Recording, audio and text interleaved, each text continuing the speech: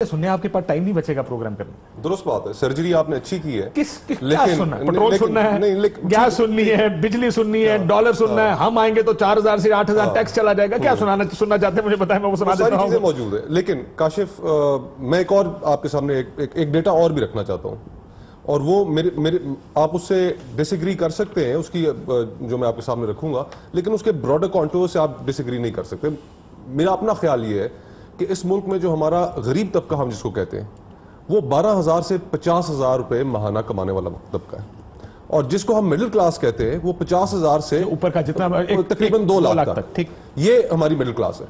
अच्छा, अब हुकूमत के जो पिछले 8 माह गुजरे हैं, उसके अंदर जो सबसे खतरनाक चीज मुझे जो नजर आ रही है और जो हो रही है ऑन ग्राउंड इस वक्त, वो ये है कि जो मिडिल क्लास लोग थे, जिनकी 50,000 से लाख के दरमियान तनख्वाह थी, आज उनकी 30% डिवैल्यूएशन के बाद वैसे ही 70,000 रह गई, और उसके बाद 10% महंगाई और बिजली और गैस जो चीजें यूटिलिटीज महंगी हुई, तो उनकी रियल जो तनख्वाह है वो 50,000 से नीचे आ रही है। तो मिडिल क्लास तबका आपका, मैं आज किसी को कह रहा था, जो मेरी सेविंग अगर 1 करोड़ रुपया थी, वो आज 60 लाख रुपए वो आज 60 लाख रुपए रहेगी।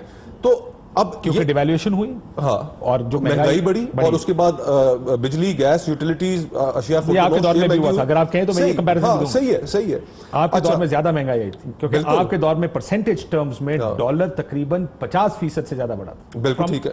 अच्छा, उस वक्त के जो हालात थे उसके ऊपर भी हम पूरा गुफ्तगू कर सकते हैं।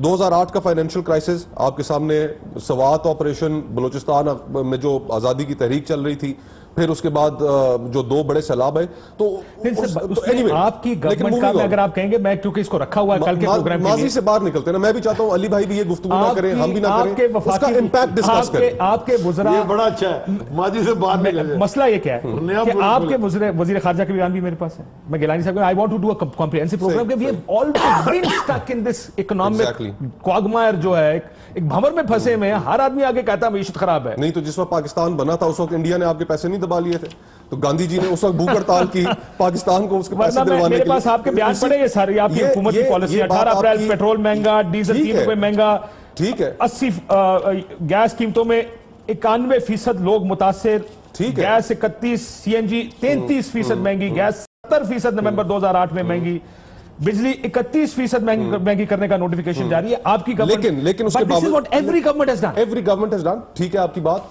बिल्कुल दुरुस्त है। लेकिन आज जो हम गिलानी साहब ने आखिर में कहा नहीं कि अवाम को कुर्बानी देनी पड़ेगी, ये आपकी हुकूमत है। काशिफ, आप आगे भी तो आए ना अभी। एवरीबॉडी नहीं, वो बात तो आपकी एग्री हो गए।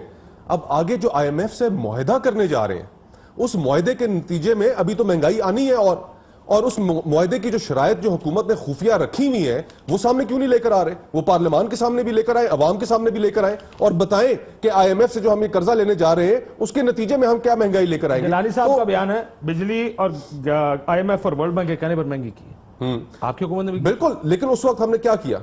उस वक्त 1 रुपया यूनिट जो थी वो लाइफ लाइन कंज्यूमर के लिए बिजली की कीमत थी। उसके बावजूद हमने बेनजीर इनकम सपोर्ट प्रोग्राम शुरू किया, जो आपकी पॉवर्टी से नीचे, जिसको आज ये भी कंटिन्यू कर रहे हैं, और जो मुस्लिम लीग नून ने भी कंटिन्यू किया। नाम से इनको एतराज जरूर हो सकता है, इनको हाँ, लेकिन उसकी अफादियत से इससे कोई एतराज नहीं। तो हमने इन तमाम चीजों, इन चैलेंजेस के होने के बावजूद हमने वो चीजें जरूर की कि जो आवाम के लिए फायदे के लिए थी। अच्छा, अब ये बताइए कि पिछले 8 महीने का जब आप मुवाजना करेंगे, तो उस 8 महीने में आपको याद होगा कि आपके साथ जो पहला प्रोग्राम किया था, उसमें इमरान खान साहब ने एक तकरीर की, सारों ने उस वक्त उनकी तकरीर की तारीफ की। मैंने उस वक्त भी आपको कहा था कि tall on promises, short on specifics. और आज आप मुझे बता दें कि इन 8 महीनों के दौरान आपको कोई ब्यूरोक्रेसी के अंदर रिफॉर्म नजर आई है? बहुत बड़ा रिफॉर्म एजेंडा था इनका। आपको किसी चीज के अंदर रिफॉर्म नजर? बार-बार एक कानून 16 चीजें कहेंगे, कोई रिफॉर्म नजर है? कोई नजर नहीं है। आप छोड़े ब्यूरोक्रेसी का, पुलिस रिफॉर्म होगी, ब्यूरोक्रेसी रिफॉर्म होगी, अदालती रिफॉर्म्स होंगी, कुछ भी नहीं हुआ। एक कानून भी नहीं आया। This is the biggest problem probably, कि जो तब्दीली असल में इन चीजों में आनी चाहिए थी। एग्जैक्टली। अगर ये रिफॉर्म्स कर रहे होते तो शायद इकोनॉमी की तरफ क्रिटिसिज्म होता, लेकिन लोग कहते थे तब्दीली या बेहतरी भी आ रही है, टाइम लगेगा। प्रॉब्लम है इधर खराबी आ रही है, उधर कुछ नहीं हुआ। अब जो अगला धचका आना है, जो महंगाई की सुनामी अगली आनी है, वो तो IMF के कर्जे के बाद आनी है। जरा उसकी भी डिटेल्स ये बताएं, कौम को एतमाद में लें कि जी के उसके हम क्या तय करने जा रहे हैं। वहां पर जिस वक्त असद उमर साहब बैठेंगे, उनके साथ कोई एंगरों का बोर्ड नहीं है। यहां पर 22 करोड़ अवाम की किस्मत है, उसका क्या फैसला करने जा रहे हैं। और जो सुनने में जो तफसीलात आ रही हैं, जो सुनने में आ रही हैं, वो इतनी खतरनाक है काशिफ, कि बिजली ऑलरेडी लोड शेडिंग आपकी शुरू है।